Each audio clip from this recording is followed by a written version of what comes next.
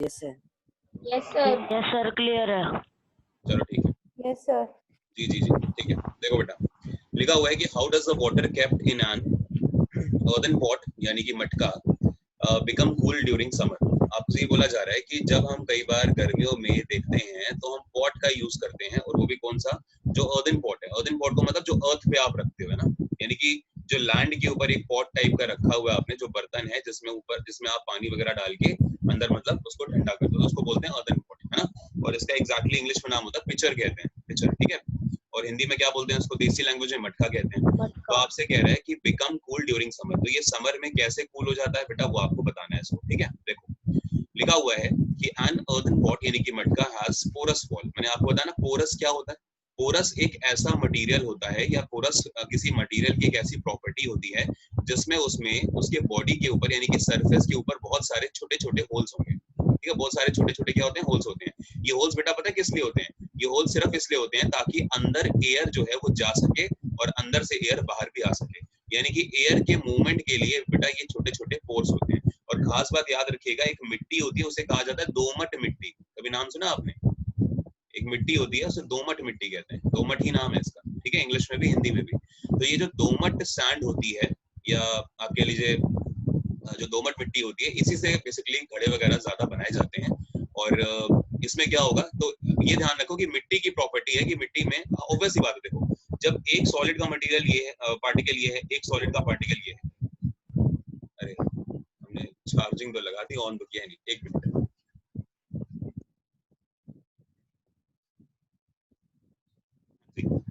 तो हम लोग ये बात कर रहे थे कि अगर हम ये बात करें पोरस मटेरियल की, तो इसमें क्या होगा, जब सॉलिड के दो मॉलिक्यूल्स एक दूसरे के साथ होते हैं, जैसे मान लीजिए एक मॉलिक्यूल ये है, एक मॉलिक्यूल ये है, तो जब आप इसको जितना भी कर लो, इनके बीच में भले ही सॉलिड आपस में एक बॉन्ड को बनाएंगे, नो डाउट, लेकिन ये बॉन्ड बनेगा जरूरी है, लेकिन उनके बीच में कुछ ना कुछ गैप भी होना जरूरी है।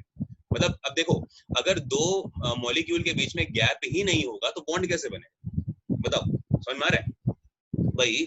अगर लिक्विड है तो लिक्विड के मॉलिक्यूल्स आपस में दूर हैं, तो बॉन्ड आपको यहाँ पर ऐसे दिख जाएगा बड़े आराम से। भले सॉलिड के मॉलिक्यूल्स आपस में पास पास हैं, लेकिन अगर बॉन्ड बनना है तो बॉन्ड बनने के लिए बीच में स्पेसिंग तो होनी जरूरी है ना। और एयर ऐसी चीज है, एक ऐसा मैटर है एयर, जो इसी स्पेसिंग का यूज करके वो अंदर घुस जाता है, समझ में आ रहा आपको। तो अगर कभी भी दो मॉलिक्यूल्स के बीच में बॉन्ड होना जरूरी है तो स्पेस होना जरूरी है, बिना स्पेस के बॉन्ड नहीं होगा। कभी भी दो पार्टिकल एक दूसरे के साथ बिल्कुल चिपके चिपके नहीं हो सकते, समझ रहे हैं। भले सॉलिड में स्पेस कम होता है, बट फिर भी स्पेस होगा ताकि बॉन्डिंग क्रिएट हो सके, ठीक है। तो इसी को बोला जाता है पोरस, यानी कि पोरस मटेरियल की एक ऐसी प्रॉपर्टी है जिसमें एयर जो है वो अंदर और बाहर जा सकती है। ये कौन कर रहा है बेटा, किसकी आवाज आ रही है जी। तो ये बात हमने क्लियर कर ली। अब आप आगे समझो और आगे बढ़ते हैं। लिखा हुआ है कि when water evaporated from the outer surface of the earthen wall, ठीक है, takes the latent heat of vaporization from the earthen pot and thus causes cooling। अब हो क्या रहा है इस बात को समझो। लिखा हुआ है कि जो ये पॉट है, ठीक है, ये पॉट क्या करेगा, ये ले लेगा लेटेंट हीट ऑफ वेपराइजेशन, इसको ले लेगा बेटा, लेटेंट हीट ऑफ वेपराइजेशन को ले लेगा। अब ये लेगा कैसे उसको समझो। जैसे मान लो कि ये हमारा पॉट है, ये हमारा क्या था, पॉट था, इसके अंदर रखा हुआ बेटा पानी। जब आप इसके अंदर पानी को रखोगे तो मुझे एक बात बताओ, इस पानी का टेम्परेचर वही होगा ना जो उस समय रूम का टेम्परेचर होगा। मान लीजिए रूम का टेम्परेचर है 40 डिग्री सेल्सियस, ठीक है, 40 डिग्री सेल्सियस रूम का टेम्परेचर है। तो अगर 40 डिग्री टेम्परेचर है तो बेटा अंदर जो पानी है उसका टेम्परेचर भी कितना होगा, अभी के लिए 40 डिग्री सेल्सियस, कल के लिए 40 होगा, मानते हो आप इस बात को। लेकिन आप ये भी जानते हो कि बेटा एयर जो है वो ब्लो कर रही है, एयर जो है वो हर जगह से क्या कर रही है, ब्लो कर रही है, यानी कि बह रही है। तो अगर बेटा एयर ब्लो कर रही है तो ऐसे में आपको क्या ध्यान रखना है, ऐसे में आपको ध्यान ये रखना है कि जो हमारा पिक्चर है, जो हमारा घड़ा है, मटका है, उसमें एक मटेरियल है स्पेशल वाला, जिसको हम क्या बोलते हैं, जिसको हम बोलते हैं पोरस मटेरियल या पोरस वॉल। तो पोरस वॉल का मतलब क्या हो गया, पोरस वॉल का मतलब बेटा सिर्फ ये है कि एयर बड़ी आसानी से इसके अंदर जा सकती है, ठीक है। जब एयर बड़ी आसानी से अंदर जाएगी तो फिर होगा क्या, उसको समझो। जो ये पोरस मटेरियल है उसका खास काम ये होता है कि ये एयर के टेम्परेचर को पता क्या करती है, ये एयर के टेम्परेचर को अगर हम देखें एक तरह से, भाई अगर यहाँ 40 डिग्री सेल्सियस है, देखो इसको ऐसे समझो, अगर अंदर अभी 40 डिग्री सेल्सियस का टेम्परेचर है और अगर हमें इसे मटके के पानी को ठंडा करना है तो हमने मान लिया कि 20 डिग्री सेल्सियस का हमें टेम्परेचर करना होगा, ये तो मान रहे हो आप, है ना। भाई 20 डिग्री सेल्सियस का टेम्परेचर हमको करना होगा एक तरह से, तब तो ठंडा होगा। मान लेते हैं थोड़ी देर के लिए कि 20 होगा, तो अगर 20 होगा तो बेटा आप जानते हो कि हाई टेम्परेचर से लो टेम्परेचर की तरफ चलते हैं। कैसे जाते हैं? हाई टेम्परेचर से लो टेम्परेचर की तरफ। तो हाई अगर टेम्परेचर टू लो टेम्परेचर। हाँ, तो अगर अंदर 40 है तो 40 को अगर 20 करना है तो बेटा हीट बाहर निकलेगी घड़े से। हीट कहाँ निकलेगी? घड़े से यस बाहर सर, निकलेगी, बाहर निकलेगी। क्योंकि अगर अंदर ले लोगे तो घड़ा और तप जाएगा, है ना? तो पता लगा गरम गरम यस शावर है, सर। तो वो काम तो हम कर नहीं सकते। तो फिर से समझो, अरे ये कहाँ है मोर? चलो, तो हुआ क्या कि ये जो घड़ा आप देख रहे हो, इस घड़े के अंदर 40 डिग्री सेल्सियस का टेम्परेचर था एक टाइम पे।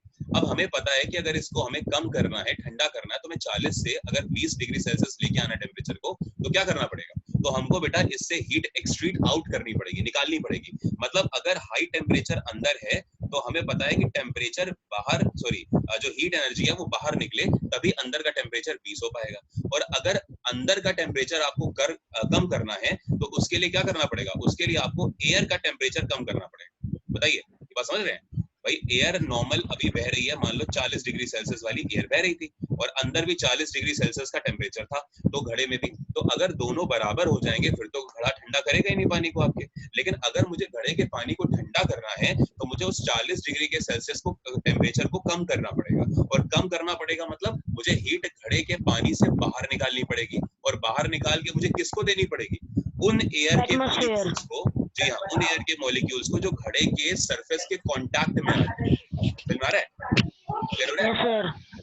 हाँ बेटा, आप लोग ना अपना माइक जो है म्यूट कर लो थोड़ी देर के लिए, फिर जब हम डाउट पूछेंगे आपसे तब बताना। हाँ जी, तो अब ये चीज हो गई। अब हो क्या रहा है कि जब ये एयर यहाँ पे कांटेक्ट में आई तो ऐसा क्या हो गया एयर के साथ कि एयर का टेम्परेचर 40 डिग्री से अपने आप कम हो गया, है ना? ये चीज तो आपको देखनी पड़ेगी। और ये एयर का टेम्परेचर 40 डिग्री से कम होगा कि बढ़ेगा, मुझे ये बताओ बस। बहुत जरूरी है ये बात। सर बढ़ेगा। सर कम बढ़ेगा, होगा। नहीं बढ़ेगा। बढ़ेगा। भाई खुद सोचो ना बेटा, ये जो घड़ा आप देख रहे हो, इस घड़े के दो वॉल्स हैं, एक आउटर पेरीफेरी है, ठीक है, और एक इसकी अंदर वाली होगी। हमें अंदर वाली और बाहर वाली दोनों से मतलब है। अंदर वाली में आप देखोगे कि जब पानी लिक्विड जो है वो अंदर वाली के अगर कांटेक्ट में है तो ये अभी जो है अंदर वाले, जो ये मटके का जो अंदर वाली आपको वॉल दिख रही है, इसका टेम्परेचर भी 40 डिग्री है। लेकिन होगा क्या कि क्योंकि इस मटेरियल की स्पेशलिटी ये है कि ये अपने आप क्या करता है, ये अपने आप एयर को अंदर आने देता है, ठीक है। एयर बहुत ही आसानी से इस मिट्टी के थ्रू अंदर पहुंच जाती है, और अगर अंदर पहुंच जाती है तो फिर क्या होगा? फिर ये क्या करेगा, इसके टेम्परेचर को कम करने की कोशिश करेगी एयर। और अगर अंदर वाली एयर जो घुसी हुई है मटके के अंदर, वो अगर उसके पानी के टेम्परेचर को कम करने की कोशिश करेगी तो भाई हीट अंदर तो कम हो गई, लेकिन हीट बाहर तो निकलेगी ना। भाई अंदर अगर नहीं है तो हीट कहाँ जाएगी? उस वॉल के थ्रू बाहर जाएगी, जो घड़े की दीवार है उसके थ्रू बाहर चली जाएगी। और अगर बाहर चली जाएगी तो घड़े के यहाँ एयर के पास में जो एयर के मॉलिक्यूल्स होंगे, उन सबको वो पता क्या कर देगी? उन सबको वो गर्म कर देगी, ठीक है। उन सब का जो टेम्परेचर होगा वो बढ़ा देगी। ये जितने यहाँ बाहर के एयर मॉलिक्यूल्स हैं, मैं उनकी बात कर रहा हूँ, उन सब का टेम्परेचर बढ़ जाएगा, लेकिन अंदर वाले जो हैं उनका टेम्परेचर क्या हो जाएगा? कम हो जाएगा। समझ में आया? और ये जो प्रोसेस आप देख रहे हो ना यहाँ पर, ये जो प्रोसेस हो रही है, क्या हमने यहाँ पर जो हीट कोई अलग से दी है? मुझे ये बताओ बस, did we give any heat no sir. Externally? No sir. नहीं ना। तो नो ये सर। जो हीट जा रही है, ये पता क्या हो रहा है? ये फेज को भी चेंज कर रही है एक तरह से। समझ में आ रहा है? ये यस मॉलिक्यूल्स के सर। फेज को चेंज करिए, ध्यान रखना। वैसे तो टेम्परेचर का चेंजमेंट हो रहा है भाई, 40 डिग्री सेल्सियस से 20 डिग्री सेल्सियस आ रहा है, लेकिन आपको क्या ध्यान रखना है? आपको इसको ये समझना है कि ये है क्या बेसिकली, ये लेटेंट हीट ऑफ वेपराइजेशन है। मतलब एक ऐसी हीट जो हमने नहीं दी, जो सराउंडिंग से आ गई। समझ में आ रहा है? और सराउंडिंग से आ यस गई तो सर। बेटा छुपी हुई हीट होगी, और लेटेंट का नाम ही क्या होता है? छुपा हुई हीट होता है। बताया था मैंने आपको। तो अगर छुपा हुआ होता है तो लेटेंट हीट की वजह से इसको क्या बोल रहे हैं? Latent heat of vaporisation. अच्छा, वेपराइजेशन क्यों कह रहे हैं? वेपराइजेशन का प्रोसेस नहीं हो रहा, मतलब कंप्लीट जो है वो स्टीम में, इतना टेम्परेचर थोड़ी होता है कि वो स्टीम में कन्वर्ट हो जाए, समझ रहे हो? बट हाँ, ये प्रोसेस जो है उसमें क्या हो रहा है, उसमें क्योंकि लिक्विड और एयर इन्वॉल्व है, यानी कि लिक्विड और गैस इन्वॉल्व है, बिकॉज एयर एक गैस है और पानी एक लिक्विड है, तो लिक्विड और गैस के इन्वॉल्वमेंट की वजह से हम उसको क्या बोल रहे हैं? वेपराइजेशन बोल रहे हैं। अभी समझ में आया? Yes sir. Yes sir. Vaporisation क्यों बोल रहे हैं? वेपराइजेशन की बेटा प्रोसेस बिल्कुल नहीं हो रही है, ये मत सोचना, बल्कि उल्टा ही होता है। वेपराइजेशन में तो आपको पता है कि लिक्विड गैस में कन्वर्ट होता है, लेकिन यहाँ तो लिक्विड ठंडा हो रहा है, तो मतलब ये नीचे की तरफ आ रहे हैं, सॉलिड की तरफ बढ़ रहे हैं एक तरह से। तो वो चीज टेम्परेचर ध्यान डिक्रीज हो रहा। है बेटा। टेम्परेचर डिक्रीज हो रहा है। टेम्परेचर डिक्रीज हो रहा है, हाँ जी बिल्कुल। आगे बढ़े, समझ में आ गया अब? Yes sir. चलो मैं कोशिश करूंगा, अगर मेरे पास कोई डायग्राम हुआ ना तो मैं एक बार डायग्राम से आपको बताने की कोशिश करूंगा, डोंट वरी। Okay sir. ठीक है, हाँ जी। चलो बेटा नेक्स्ट क्वेश्चन देखते हैं। लिखा हुआ है कि why does our palm feel cold when we put some acetone और पेट्रोल और परफ्यूम ऑन इट। वैसे पता नहीं आप लोगों ने कभी एक्सपेरिमेंट करा है कि नहीं करा, हमने जरूर करा हुआ है बचपन में। हमने क्या करा हुआ है कि जैसे आपने देखा होगा कि पेट्रोल हम लोग खरीद के आते हैं, है ना, पेट्रोल डीजल हम लोग खरीदते हैं या कैरोसिन वगैरह हम खरीदते हैं। अगर आप उस पेट्रोल को या कैरोसिन को अपने हाथ पे लगा लो थोड़ा सा, तो आपको बहुत ठंडा ठंडा सा महसूस होगा, समझ रहे हो, बहुत ज्यादा ठंडा आपको महसूस होगा। अब रीजन ये है कि भाई क्यों, है ना, तो अब ये क्यों होते हैं तो उसके लिए समझो, एक बेटा प्रॉपर्टी होती है, उसको बोलते हैं वोलेटिलिटी। पता क्या बोलते हैं? वोलेटिलिटी। अब ये जो प्रॉपर्टी है ये मैटर्स में होती है, और बेसिकली वोलेटिलिटी जो प्रॉपर्टी है ये लिक्विड्स में ज्यादा होती है। किसमें ज्यादा होती है? लिक्विड्स में। जैसे आपने देखा होगा कि जो कंप्रेसिबिलिटी की जो प्रॉपर्टी है वो सॉलिड्स में नहीं होती है, solids are basically incompressible in nature, है ना, ये चीज होती है। लेकिन जब हम वोलेटिलिटी की बात करते हैं तो ये प्रॉपर्टी बेसिकली पता है किस में होती है? लिक्विड्स में। अब ये है क्या, उसको समझते हैं। देखो लिखा हुआ है एसीटोन, बेटा एसीटोन भी एक तरह का मैटर होता है, ध्यान रखिएगा, ठीक है। पेट्रोल है, परफ्यूम्स, अच्छा परफ्यूम को कभी आप लगाओ अपनी बॉडी पे, एकदम से आपको ठंडा ठंडा सा लगेगा, है ना। तो वही बोला जा रहा है कि they are highly volatile compounds. अच्छा एक चीज और ध्यान रखना बेटा, बहुत इंपॉर्टेंट बात बता रहा हूँ, वोलेटाइल अगर कभी कोई मटेरियल हुआ तो ध्यान रखना वो अपने आप फ्लेमेबल भी हो जाएगा, वो अपने आप ज्वलनशील हो जाएगा। ज्वलनशील का मतलब अगर गलती से भी आग लग गई, ठीक है ना, गलती से चिंगारी लगी तो पक्की बात है बहुत गंदा वाला आग पकड़ लेगा वो। मतलब जैसे अगर परफ्यूम है तो अगर कभी आप, जैसे मान लो लाइटर होती है जिससे हम लोग कभी सिगरेट वगैरह यूज करते हैं जलाने के लिए, तो लाइटर रखो और यहाँ से परफ्यूम छिड़को, ठीक है, पक्की बात है खतरनाक आग जलेगी। ठीक, सर इस वजह से एक बार करा था, मैच स्टिक जला के परफ्यूम छिड़क दिया था। क्या बात, कुछ हुआ तो नहीं बेटा? सर वो गली में करा था, सारे देखने लग गए क्या हो गया।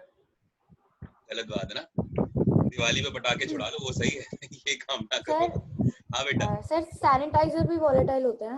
बेटा सैनिटाइजर वोलेटाइल, अल्कोहल का कंटेंट तो होता है उसमें, लेकिन नहीं मेरे ख्याल नहीं, सैनिटाइजर नहीं होगा सर, क्योंकि अगर लाइटर से और सैनिटाइजर पे करते हैं तो भी आग तो लगती है। Yes sir. मैंने ऐसा एक्सपेरिमेंट कभी करा नहीं है, मुझे एग्जैक्टली आइडिया नहीं है सैनिटाइजर का, क्योंकि ये अभी थोड़ा मैंने ज्यादा किया चला है है। इसलिए। अच्छा आपने कर भी लिया देखो सैनिटाइजर में अल्कोहलिक कंटेंट तो है, और अल्कोहलिक जो होते हैं नेचर वो जनरली वोलेटिलिटी को शो करते हैं, ये भी समझ में आता है मुझे, है ना। लेकिन क्योंकि मैं अभी श्योर नहीं था उस चीज के लिए तो मुझे पता नहीं है, ठीक है, एग्जैक्टली बेटा। चलो ब्लू फ्लेम होती है उनकी। ये सब, हाँ ये सब वो होते हैं जो कि एक्सपेरिमेंटली चला आ रहा है। मतलब ये समझ लो कि आज एनसीईआरटी के सिलेबस में अगर ये तीन चीजें लिखी हुई हैं बुक के अंदर, ये एसीटोन, पेट्रोल और परफ्यूम, तो ये अगले आने वाले 50 साल तक यही लिखा रहेगा, भले फिर उसके बाद कुछ और वोलेटाइल मटेरियल्स आ भी जाएं। एसीटोन क्या होता है? बेटा एसीटोन एक मटेरियल होता है जो कि वोलेटाइल होता है नेचर, एसीटोन, ठीक है, ये केमिकल एक कंपाउंड एसीटोन, ठीक है। अगर कहोगे तो मैं आपको दिखा दूंगा, डोंट वरी अभी। हाँ तो लिखा हुआ है कि when we place them on our palm they evaporate a high rate and absorb heat from our palm। तो हो क्या रहा है कि भाई इनका नेचर था वोलेटाइल। अब आप देखो जैसे मान लो कि ये मेरी स्किन थी, ये मेरी स्किन है, मान लीजिए ये मेरी आर्म है, अगर तो आर्म की स्किन है, ठीक है, और मेरी बॉडी का जो टेम्परेचर है लेट्स से वो 40 डिग्री सेल्सियस है, ठीक है, क्या है 40 डिग्री सेल्सियस। अच्छा ये जितने भी वोलेटाइल मटेरियल होते हैं, अभी मैंने आपको क्या बताया कि जितने भी वोलेटाइल मटेरियल होते हैं उनकी खास बात क्या होती है? उनकी खास बात ये होती है कि वो फ्लेमेबल होते हैं नेचर में, है ना, जल सकते हैं। या फिर आप ये कह सकते हो कि उनका जो टेम्परेचर होता है बेटा वो कंपैरेटिवली क्या होता है, वो कम होता है, ठीक है। अगर आप मिट्टी के तेल का टेम्परेचर कभी मेजर करें तो मिट्टी के तेल का टेम्परेचर या केरोसिन का या परफ्यूम का जो टेम्परेचर होता है वो कंपैरेटिवली कम होगा किससे? रूम के टेम्परेचर से, याद रखिएगा, बिकॉज उनकी केमिकल प्रॉपर्टीज ऐसी, ठीक है। अब जैसे ये केरोसिन है, ठीक है, सॉरी ये एक जैसे मेटल होता है उसको बोलते हैं सोडियम, ठीक है, सोडियम है, पोटेशियम है, ये जो मेटल्स होते हैं ना इनको आप नॉर्मल अपने एयर में रख भी नहीं सकते, क्योंकि नॉर्मल एयर में रखोगे ना तो अपने आप गायब हो जाते हैं, रिएक्शन कर जाते हैं, कंपाउंड बना लेते हैं अपने, इसीलिए इनको केरोसिन के अंदर रखा जाता है डाल के। सर 7th में था ये। हाँ तो इनको हम लोग क्या करते हैं, केरोसिन में डाल के रखते हैं ताकि वो क्या हो जाए, कंपाउंड ना बना ले अपना, ठीक है, बिकॉज एक बार कंपाउंड अगर बना ले तो फिर कंपाउंड को जनरली ब्रेक करना फिर दिक्कत हो जाती है ना। मेटल्स अपने ऑक्साइड्स बनाते हैं, आपको पता ही। चलिए तो यही चीज हो रही है। हाँ तो हम यहाँ पर थे कि अगर ये हमारी आर्म है और हमारी आर्म का टेम्परेचर 40 डिग्री है, तो इस वोलेटाइल का मान लेते हैं कि 20 डिग्री होगा, थोड़ी देर के लिए मान लेते हैं। तो बेटा अगर 20 डिग्री है तो अब ये क्या होगा, अब यहाँ से हाई टेम्परेचर से हीट कहाँ जाएगी, लो टेम्परेचर की तरफ, ये तो होगा भाई। जैसे ही आपने इसको अपनी स्किन के ऊपर डाला, जैसे मान लो आपने ये स्किन पे डाल दिया, अब जब डालोगे तो 40 डिग्री सेल्सियस से तुरंत हीट निकलेगी और कहाँ की तरफ जाएगी, 20 डिग्री सेल्सियस से। और ये प्रोसेस तब तक चलता रहेगा जब तक आप दोनों का टेम्परेचर कितना ना हो जाए, 30 डिग्री सेल्सियस। क्यों, क्योंकि इक्विलिब्रियम मेंटेन होगा, याद रखिएगा, ठीक है ना। हीट एनर्जी जब भी हीट का ट्रांसफर होगा तो हीट का ट्रांसफर का सबसे बड़ा रूल है बेटा कि इक्विलिब्रियम होना जरूरी है। और ये क्यों जरूरी है, क्योंकि अगर इक्विलिब्रियम ना मेंटेन हो तो 24 घंटे हीट ट्रांसफर होता रहेगा, जबकि ऐसा नहीं है। समझ में आया। हम क्या करेंगे, अगर हमारी ये आर्म थी और ये हमारे पास अगर ये कोई मान लीजिए वोलेटाइल मटेरियल है, कुछ भी है, एसीटोन टाइप्स, तो अगर मेरा 40 डिग्री सेल्सियस टेम्परेचर है बॉडी का और इसका टेम्परेचर अगर 20 डिग्री सेल्सियस है, तो पता क्या होगा, ये जो है ये 1 डिग्री इसको देगा और फिर ये 1 डिग्री इससे लेगा, ऐसे तो होगा भाई। इसने 1 डिग्री से लिया तो ये क्या हो गया, अब ये 39 हो गया, बिकॉज 1 डिग्री दे चुका है। और ये कितना हो गया बेटा, 21 हो गया। ये बात समझ में आई, पहले बताओ मुझे। Yes sir. Yes sir. हाँ, फिर क्या होगा बेटा, फिर ये 1 देगा, ये 38 हो जाएगा, ये कितना हो जाएगा, 22 हो जाएगा। फिर ऐसे चलते चलते चलते चलते एक पॉइंट आएगा जब बेटा ये दे रहा होगा मान लीजिए 32 और ये कितना दे रहा होगा, 28 दे रहा होगा। फिर एक पॉइंट आएगा जब ये 31 दे रहा होगा, ये कितना दे रहा होगा, 29। और फिर बेटा एक पॉइंट आएगा जब ये 30 दे रहा होगा और ये भी 30 दे रहा होगा। तो बेटा जैसे ही ये 30 सेम होंगे तुरंत हीट का ट्रांसफर बंद हो जाएगा। अब आपको बिल्कुल भी ठंडा फील नहीं होगा। समझ आ गया। तो हीट तब तक होता है जब तक टेम्परेचर में डिफरेंस दिख रहा है आपको, ठीक है। ये सब पता है क्या, ये सब टेम्परेचर के डिफरेंस ही तो थे, लेकिन जैसे ही ये टेम्परेचर का डिफरेंस निकल के 0 डिग्री हो जाएगा, बस तुरंत हीट का ट्रांसफर आ रहा समझ में। Yes sir. पढ़े आगे। Yes sir. ओके बेटा, उम्मीद करता हूँ समझा पाया हूँ आपको क्वेश्चन। एक बार पढ़ लो फिर से। Acetone, petrol and perfumes are highly volatile compounds. When we place them on our palm they evaporate at a high rate of, भाई ये इवेपोरेशन होगा, इवेपोरेशन आप पढ़ के आए हो बहुत अच्छे से, है ना। And absorb heat from our palm, तो ये क्या करते हैं, हमारे पाम से हीट एब्जॉर्ब कर लेगा, ठीक है। और वही मैंने आपको पूरा एक्सपेरिमेंटली दिखा दिया। और ये तब तक होगा जब तक इक्विलिब्रियम मेंटेन नहीं हो जाता, और फिर होगा क्या उसके रिजल्ट में कि our palm feels cold. Clear है सर आपने क्या बताया था, एक तो फ्लेमेबल होते हैं वो, टेम्परेचर कम होता है इनका, ठीक है। They have less temperature, they are volatile in nature, they are flammable in nature, even they are kind of alcoholic in nature. Sir नहीं, आपने वोलेटाइल का कुछ बताया था क्या? Don't worry, लेक्चर रिकॉर्ड हो रहा है, आप YouTube से देख लेना अगर कुछ बताया था। Okay sir. ठीक है, ओके सर। रिकॉर्ड हो रहा है, बस दुआ करना कि लेक्चर रिकॉर्ड होता रहे, कोई प्रॉब्लम ना आए बीच में। सर। हाँ जी बेटा। सर केरोसिन का एग्जैक्ट टेम्परेचर कितना होता है? केरोसिन का एग्जैक्ट टेम्परेचर जलने का? नहीं सर, वैसे एग्जैक्ट टेम्परेचर। अरे कौन सा टेम्परेचर बेटा? मेल्टिंग पॉइंट होगा, सॉरी बॉइलिंग पॉइंट होगा केरोसिन का। टेम्परेचर कौन सा बात कर रहे हो? जैसे हमारी बॉडी का 40 डिग्री सेल्सियस के आसपास होता है, तो वैसे केरोसिन का कितना होता होगा कंपैरेटिवली? पता नहीं, ऐसे थोड़ी पता होता है, पता नहीं कितने सारे लिक्विड्स होते हैं बेटा, है ना। ऐसे थोड़ी, अब जैसे मिल्क रखा हुआ है तो मिल्क का भी कंपैरेटिवली कम होगा। याद रखो, सॉलिड्स का जो होगा वो कंपैरेटिवली ज्यादा हो, सॉलिड्स का टेम्परेचर रूम टेम्परेचर के लगभग बराबर होता है, ठीक है। लिक्विड्स का कंपैरेटिवली कम होता है, ठीक है, और गैसेस का कंपैरेटिवली और कम होता है, ठीक है। लेकिन ये कम होने के बावजूद भी बहुत ज्यादा फर्क नहीं होता। ये तो मैंने आपको 40 डिग्री और 20 डिग्री इसलिए बता दिया ताकि ये जो 30-30 वाला सीन होना था ना अभी, ये मैं आपको अच्छे से पढ़ा पाऊँ, सिर्फ इसलिए मैंने आपको ये एग्जांपल लेके बताया, बाकी इतना ज्यादा डिफरेंस नहीं आता। Okay sir. चलो अगला क्वेश्चन देखते हैं बेटा। लिखा हुआ है कि why are we able to sip hot tea और milk faster from a saucer rather than a cup. Sir ये तो पता नहीं कितनी बार हो गया ना ये सरफेस एरिया वाला। हाँ बेटा, ये तो पढ़ा भी चुका हूँ मैं आपको पहले ही।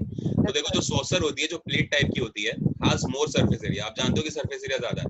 अगर आपको याद हो तो इवेपोरेशन जब मैंने आपको पढ़ाया था तो मैंने वहां पे आपको ये बात बताई थी कि बेटा इवेपोरेशन के 4 फैक्टर होते हैं जो बहुत इंपॉर्टेंट होते हैं, याद है? जैसे विंड स्पीड थी, सरफेस एरिया था, है ना। टेम्परेचर, तो उसमें एक फैक्टर था बेटा सरफेस एरिया का, तो वो क्या था कि जैसे ही सरफेस एरिया को बढ़ाओगे वैसे ही रेट ऑफ इवेपोरेशन भी क्या होने लगेगा, बढ़ने लगेगा। बढ़ने लगेगा। हाँ बढ़ने लगेगा, बिकॉज क्योंकि ज्यादा जो एयर के मॉलिक्यूल हैं वो मैटर के आप कह सकते हो कि क्या बोलते हैं, कांटेक्ट में आएंगे। ठीक है, जैसे मान लो कि ये ग्लास हमारे पास, जैसे ये ग्लास है एक छोटा सा, तो ग्लास है तो ग्लास में मैटर कम है, लेकिन वहीं पे अगर हम इतना बड़ा एक सॉसर टाइप की ले लें तो उसमें क्या होगा, ज्यादा एयर के मॉलिक्यूल्स कांटेक्ट में आएंगे। ठीक है, अगर ऊपर से ओपनिंग है तो एयर के मॉलिक्यूल्स यहाँ पर भी हैं, यहाँ पर भी हैं, नहीं तो फिर जो सरफेस के इसके कांटेक्ट के हैं मटेरियल, यानी कि अगर हम बात करें जो मॉलिक्यूल्स हैं उसके जिस भी मटेरियल का वो सॉसर या फिर वो टी जो पॉट है वो बना हुआ है, तो उसके खुद के भी तो मॉलिक्यूल्स होंगे, समझ रहे हो? तो वो जो होंगे सरफेस एरिया पे डिपेंड करता है, पूरा पढ़ा चुका हूँ आपको। तो वही बोला जा रहा है कि saucer has more surface area for evaporation of tea than a cup. ठीक, thus more cooling is observed in a saucer। ठीक है, अभी कूलिंग का मतलब किससे है, इवेपोरेशन से ही तो है कि जितना ज्यादा सरफेस एरिया ज्यादा उतना ज्यादा कूलिंग ज्यादा, कूलिंग का मतलब उतना ज्यादा इवेपोरेशन ज्यादा। ठीक है, आगे बढ़े बेटा, किसी को डाउट हो तो बता दो, फिर से समझा दो। नो हाँ, सर सर। नहीं है। मैं मान के चल रहा हूँ कि अब आपको आती है। Yes sir. ठीक है, यस सर। चलो अगला देखो, ये सब गिव रीजंस हैं, 2 मार्क्स में आएंगे बेटा आपके पास, याद रखना। साइंस में लिखा हुआ है कि what type of clothes we wear in summer, कौन कौन से कपड़े हैं जो कि हम समर में पहनते हैं, है ना? Cotton basically clothes. हाँ, बेसिकली 2 चीज ध्यान रखना, एक कॉटन और प्लस वो भी व्हाइट क्लोथ्स। ठीक है, यस सर। Yes sir. क्योंकि सर व्हाइट लाइट कलर जो कलर्ड होता है क्लॉथ्स। हीट को क्या करता है, एक्सट्रूड आउट करता है। सर ये सर अब्सॉर्ब नहीं करता। तो we should wear pure cotton clothes. बेटा म्यूट कर लो माइक प्लीज, डिस्टर्बेंस हो रहा है। We should wear cotton cloths and preferably of white color because cotton fibers absorb perspiration which causes the cooling effect। ठीक है, secondly white color clothes poor absorbers of heat। अब आप देखो यहाँ पर आपको बस एक चीज ये लग रही होगी, ये सर ने perspiration क्या लिख दिया था, है ना? तो याद रखो perspiration जो प्रोसेस होती है इसका मतलब होता है ट्रांसफर प्रोसेस। ठीक है, ट्रांसफर कह लीजिए या ट्रांजिशन कह लीजिए, बात एक ही है। ट्रांसफर या फिर ट्रांजिशन को ही पता है क्या बोलते हैं, पर्सपिरेशन का प्रोसेस, यानी कि हीट का ट्रांसफर होना, that is nothing but what, that is what, perspiration. समझ में आ रहा है? देखो आपसे कह रहा है कि हमें कॉटन के क्लॉथ्स इसलिए पहनने चाहिए और व्हाइट क्लॉथ बेसिकली इसलिए प्रेफर करने चाहिए बिकॉज कॉटन के जो फाइबर होते हैं, जो रेशियो होते हैं, कॉटन के जो फाइबर होते हैं वो क्या करते हैं, वो एब्जॉर्ब कर लेते हैं पर्सपिरेशन को, यानी कि जो हीट ट्रांसफर की रेट है उसको एब्जॉर्ब कर लेते हैं, ज्यादा जो है एब्जॉर्ब कर लेंगे। उसकी वजह से क्या होगा, उसकी वजह से ये होगा कि which causes the cooling effect, जो कि हमें क्या करता है, जो कि हमें कूलिंग इफेक्ट करता है ना? Secondly white colour clothes are poor absorbers of heat. तो दो चीजें हो गई। पहली बात, अगर आप कॉटन के फाइबर को यूज करोगे, फाइबर के कपड़े यूज करोगे, तो कॉटन के फाइबर की क्वालिटी ही ऐसी होती है कि ये क्या करेगा, ये आपकी बॉडी के अंदर टेम्परेचर को आने से रोक देगा। समझ रहे हो, ये बॉडी के अंदर आने से टेम्परेचर को रोकता है एक तरह से। ठीक है, और साथ ही साथ में अगर आप व्हाइट कपड़े पहन लेते हो, यानी कि सफेद कपड़े पहन लेते हो, तो सफेद कपड़े जो होता है, सफेद जो कलर है वो तो है ही एक बहुत पुअर एब्जॉर्बर हीट का, तो वो भी क्या करेगा, वो भी कहेगा हीट तुम बाहर ही रहो, हमारे तक ना हो, तो ना आओ तो फिर ये चीज रहेगी। आ रहा समझ में? बताओ। Yes sir. Sir white colour के साथ ही होता है ऐसा, व्हाइट कलर के साथ ही होता है ऐसा। हाँ बेटा, व्हाइट कलर के साथ ही होता है बेसिकली, ठीक है। और अगर गलती से अगर आपने ब्लैक कलर पहन लिया गर्मी में, काले कपड़े, तो it's a very good absorber of heat. ठीक है, तो ये समझ लो आपको। और लाइट, कुछ और लाइट कलर्स भी होते हैं व्हाइट के अलावा? बेटा जितने भी लाइट कलर्स होते हैं वो आप यूज करिए, लाइट कलर बेसिकली यूज करिए, क्योंकि लाइट कलर्स अगर आप यूज करोगे ना, तो लाइट कलर्स जितने भी हैं वो सारे के सारे वो पुअर एब्जॉर्बर है। जैसे अगर आप देखो, बहुत हल्का एक स्काई ब्लू कलर के कपड़े लोग पहनते हैं, टी शर्ट्स वगैरह, है ना, जो स्काई ब्लू कलर होती है। ठीक है, अब जैसे मान लो आपने एकदम भड़कते कलर पहन लिया, लाइक आपने रेड पहन लिया, आपने ब्लैक पहन लिया, ठीक है, आपने लाइक पर्पल पहन लिया, तो ये सब जो हैं डार्क कलर्स, ये अगर पहनोगे तो डार्क कलर सिर्फ ब्लैक के लिए नहीं है। हाँ, ब्लैक में जरूर ये होता है कि सबसे ज्यादा एब्जॉर्प्शन है वो ब्लैक करेगा, लेकिन फिर भी आप ये समझो कि यहाँ पे लाइट क्लोथ्स और जो एक तरह से कह सकते हैं ना कि हैवी क्लॉथ, जो हैवी कलर है, डार्क जिसको बोला जाता है, तो लाइट और डार्क की मेन यहाँ पे कंसेप्ट होता है। ठीक है, यस सर। ये सब वो एग्जांपल्स हैं जो आप अपनी डेली लाइफ में यूज करते हो। चलिए, एक क्वेश्चन आया आपके सामने, 293 केल्विन को कन्वर्ट करना है हमें। डिग्री सेल्सियस में, तो कर लेंगे बड़े आराम से। यस सर, बिल्कुल आराम से। 273 में माइनस कर दो, -273। बहुत बढ़िया। 470 में इसको माइनस कर दो, 273 197 सेल्सियस। कुछ बताने की जरूरत नहीं है, आगे बढ़े। Yes sir. चलो एक और देखो बेटा, 25 डिग्री सेल्सियस को इस बार केल्विन में कन्वर्ट करना है, तो केल्विन में कन्वर्ट 25 + 273। ऐड कर देंगे, यहाँ पर भी ऐड कर दिया तो आंसर हो गया 646। कर लेंगे, यस सर। ये फ्री का मार्क है, सर और याद रखना बेटा ये 1 मार्क में जरूर आएंगे क्वेश्चन, आपको जरूर आएंगे। अगर ओके आपने सर। एग्जाम दे दिया तो आपने देखा भी होगा कि आया होगा। सर आपकी स्लाइड्स में उसके इनके फॉर्मूलाज हैं।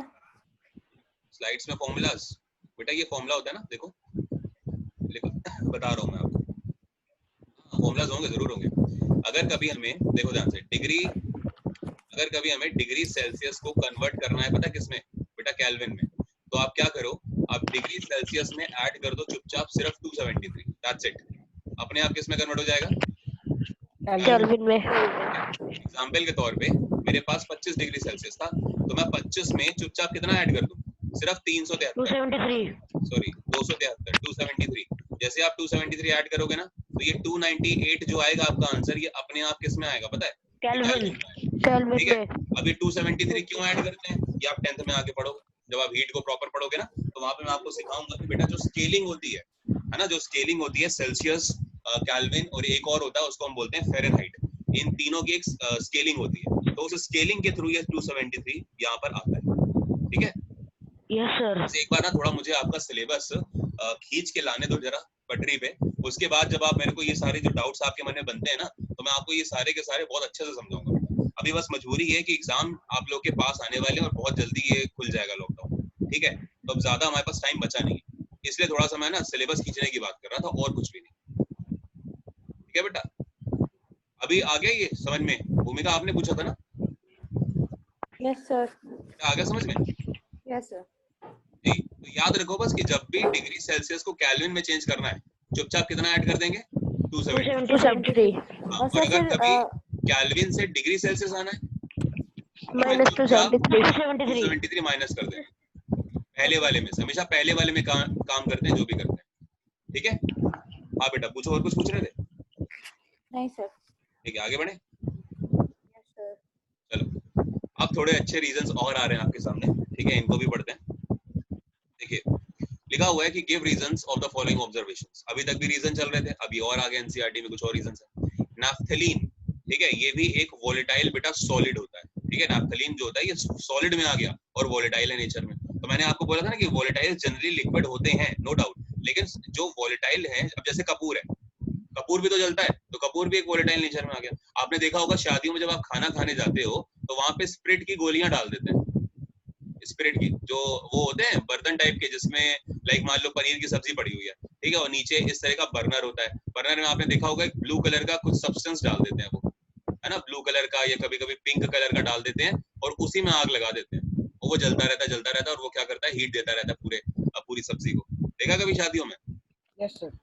हाँ, तो वो क्या होता है बेटा, वो स्पिरिट होती है, ठीक है। अब वो जो स्पिरिट होती है वो समय सेमी सॉलिड फॉर्म में आ जाती है, ठीक है ना, वो सेमी सॉलिड फॉर्म होती है बेटा स्पिरिट। तो अब यहाँ पे ये चीज लिखी हुई है कि नैफ्थलीन एक तरह का वोलेटाइल है, लेकिन वो सॉलिड वोलेटाइल है। अब आपसे कह रहा है कि therefore it changes into vapour completely, तो ये क्या होता है, ये वेपर में कंप्लीटली चेंज हो जाता है, and no solid is left, मतलब नैफ्थलीन जो है वो एक तरह से कैसा बिहेव कर रहा है, सब्लिमेशन कर रहा है। हाँ बेटा।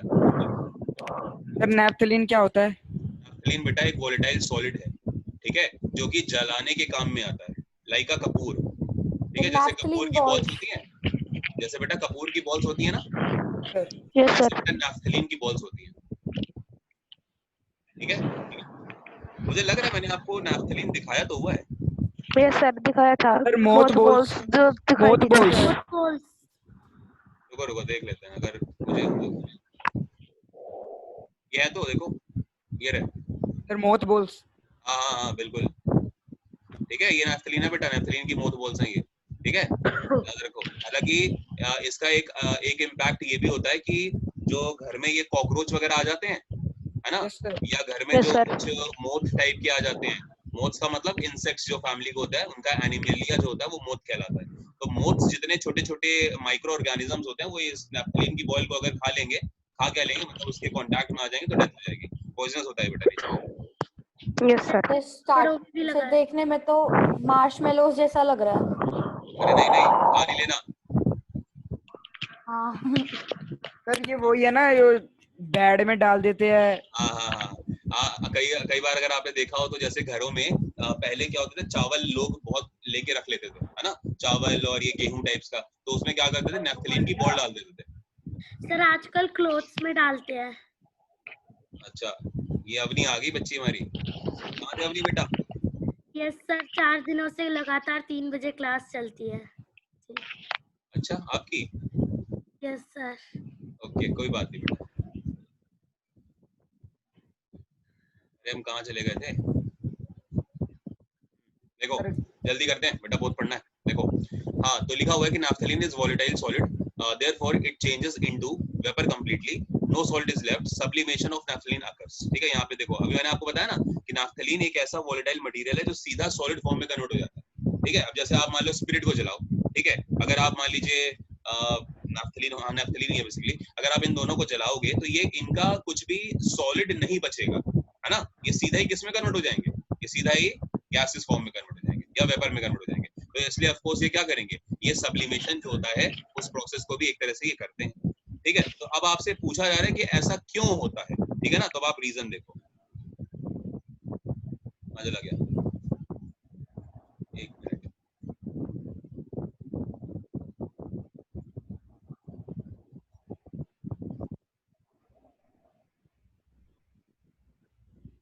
Give reasons of the following observations. I guess मेरे ख्याल से ना यहाँ पे एक स्लाइड मिसिंग हो गई है, तो शायद ये सीधा आंसर्स आ गए आपके सामने, तो इसलिए दिक्कत हो रही है। चलो कोई नहीं, एक मिनट बस।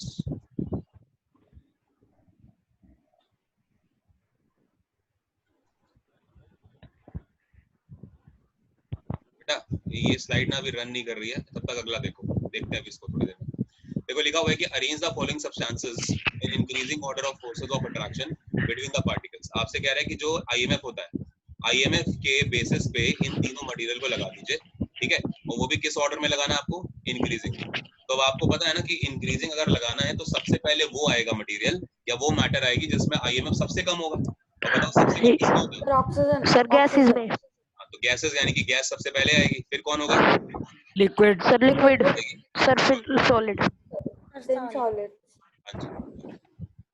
बेटा ध्रुव, आपने आई गेस ना जो आपकी कॉर्ड है वो आपके बहुत पास रखी हुई है बेटा, तो वो ना आपके साउंड के वाइब्रेशंस आ रहे हैं, थोड़ा सा दूर कर लो बस, ठीक है। हाँ जी, what is the physical state of water at this and this? देखो बेटा बहुत अच्छा क्वेश्चन, अगर अब आपने लेटेंट हीट ध्यान से पढ़ी है मेरे से तो आप बड़े आराम से कर लोगे इस क्वेश्चन, है ना।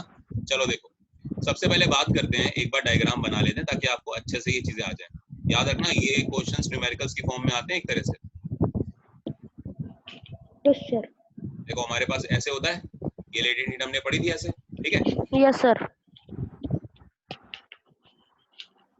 मान लीजिए यहाँ पे 0 डिग्री सेल्सियस है, ठीक है, और यहाँ पे 0 डिग्री सेल्सियस अगर है तो 0 डिग्री सेल्सियस में बताओ कौन कौन होता था? Solid and liquid. हाँ, तो आप जानते हो कि 0 डिग्री सेल्सियस में बेटा सॉलिड और लिक्विड दोनों होते हैं, है ना, तो सॉलिड और लिक्विड दोनों होते हैं। और फिर ये क्या होता है, मान लो कि यहाँ तक गए हम, यहाँ तक अगर हम लेट से मान लो कि बेटा ये है फॉर एग्जांपल 50 डिग्री सेल्सियस, 50 ले लें। Yes sir. चलो 50 ले लिया, तो अगर 50 ले लेंगे तो यहाँ पर जो आपको मिलेगा वो 50 डिग्री सेल्सियस का क्या मिलेगा? सिर्फ लिक्विड मिलेगा, है ना बेटा, ये 50 डिग्री सेल्सियस का सिर्फ लिक्विड मिलेगा। और फिर ये फेस चेंज होगी, यहाँ से यहाँ तक आओगे जब आप, अब 50 डिग्री सेल्सियस का क्या हो जाएगा? लिक्विड और गैस दोनों।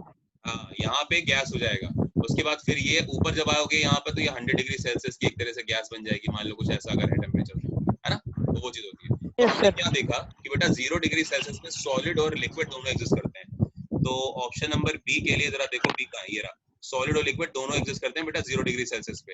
और 100 डिग्री सेल्सियस पे क्या होता है, लिक्विड और गैस दोनों एग्जिस्ट करते हैं। हाँ, अब आप जरा देखो 25 डिग्री सेल्सियस की बात करेंगे तो 25 डिग्री सेल्सियस बीच में आएगा ना, तो अगर बीच में आएगा तो 25 डिग्री सेल्सियस पे क्या होगा, वो लिक्विड।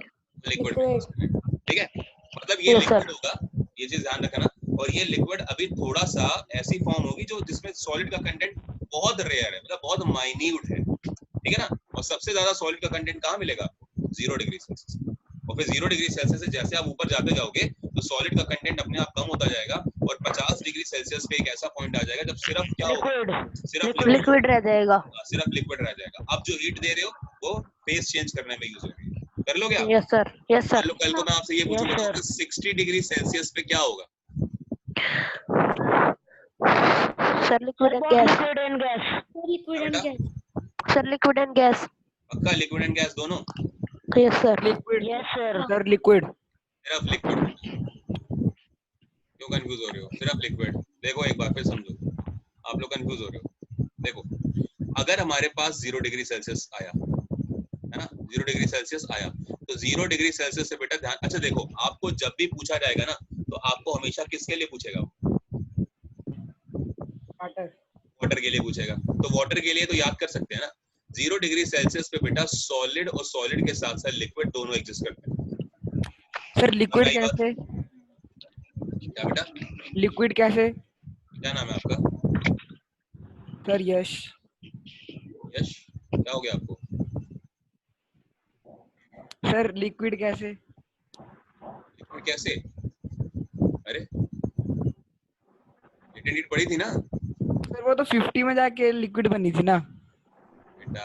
देखो ढूंढ रहे हैं लेटेंट हीट कहाँ गई। ये 0 डिग्री पे लिक्विड और सॉलिड बहुत होते हैं, दोनों होते हैं. ठीक है, सुनो ना, देखो ये थोड़ा बच्चा कंफ्यूज हो गया हमारा।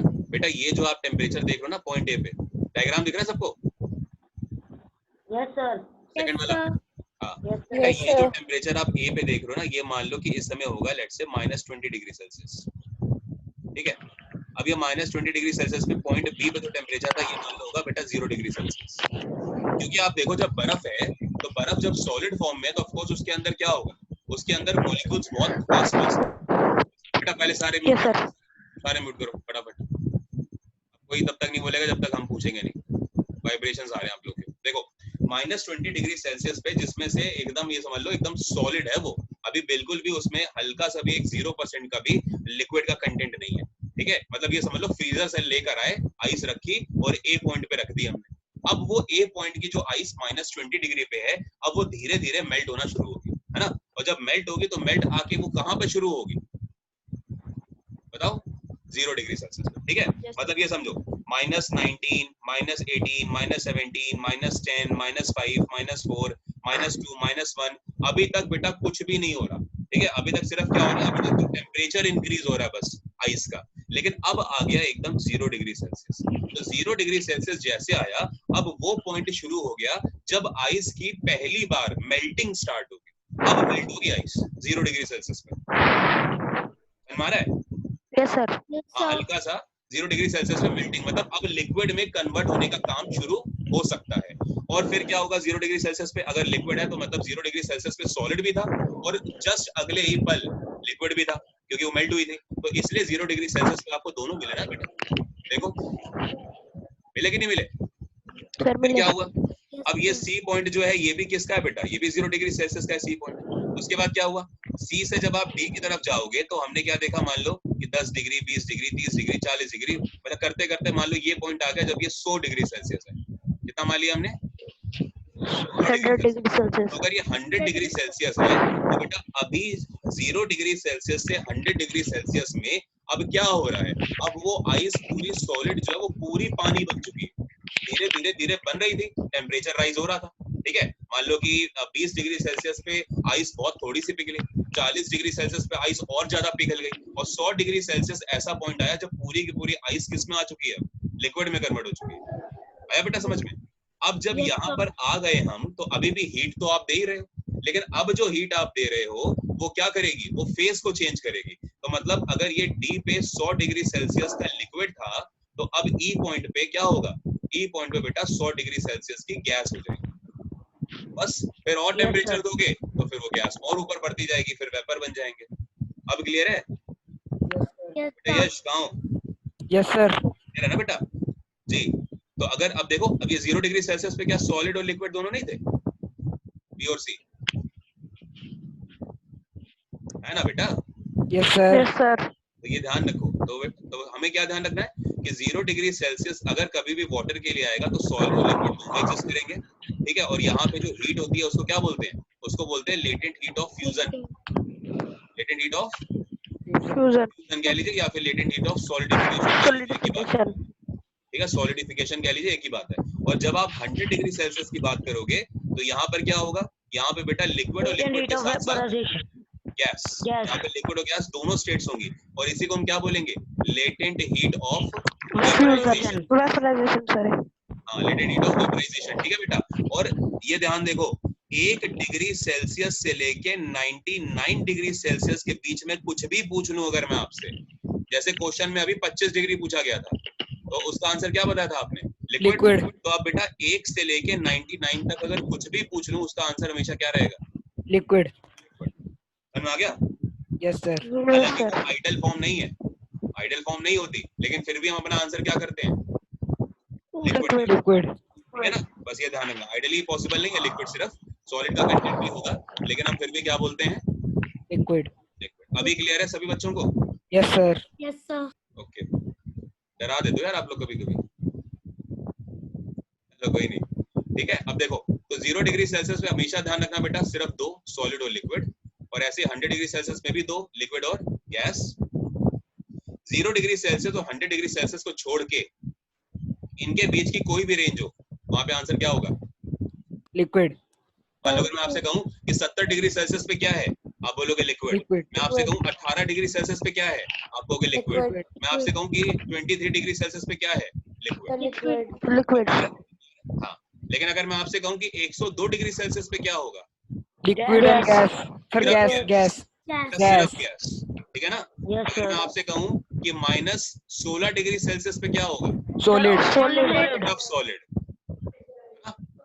अगर मैं आपसे सर कहूं 100 मतलब डिग्री 100 सेल्सियस पे से क्या होगा? हाँ बेटा, 100 डिग्री सेल्सियस पे solid and liquid both. Liquid and gas. Gases both. Sir मतलब 100 के बाद वो गैस ही होगी। हाँ, 100 के बाद वो गैस ही होगी। जैसे 0 डिग्री के बाद वो सिर्फ क्या है? लिक्विड। क्या हो गया?